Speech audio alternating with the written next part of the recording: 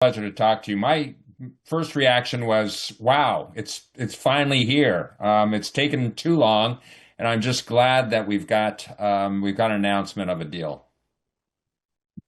Now, if we see the messaging in both the Truth Social post by POTUS and, of course, the tweet that Prime Minister Modi sent out just a few minutes later, what do you really read in this?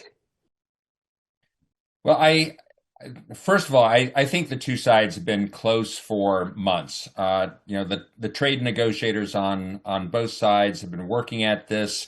It appeared last July that they were very close. Things went off the rails at that time. It was largely on the Russian oil purchases issue, but there were other problems as well. So, it's been clear for some time that to get this across the finish line, it would require the two leaders to speak, and that's what happened this morning. So I think their perspectives match up well. They realized that they had the winds of momentum behind them, and it was time for the two of them to do their jobbing and reach this deal. Now, Mark, this was really a complex deal. It wasn't like straightforward. When we thought that was almost done, there were more things that came up. How do you think this whole deal really shaped up, and what could be the next steps going forward?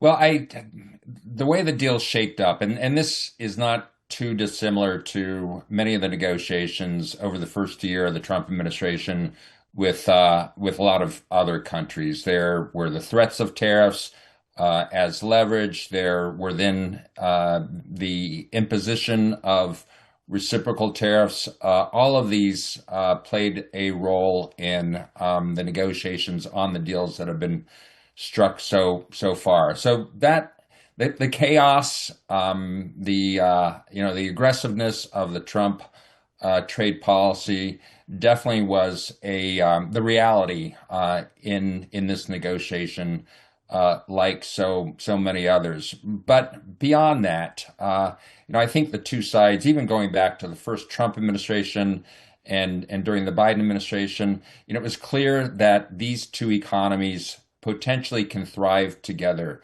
They've got a lot of complementarities. This is the largest economy in the world, and the soon to be third largest economy in the world. And a trade agreement can really cement their efforts to come closer together economically. So I think those were all factors in getting to this agreement. But they're only partway there. This is a phase one. This is an interim agreement on reciprocal tariffs on the Russian oil tariffs, I think on some priority non-tariff barriers. There's work ahead. I think further phases of negotiations for the more comprehensive bilateral trade agreement, which the two leaders committed to last February when they met in Washington.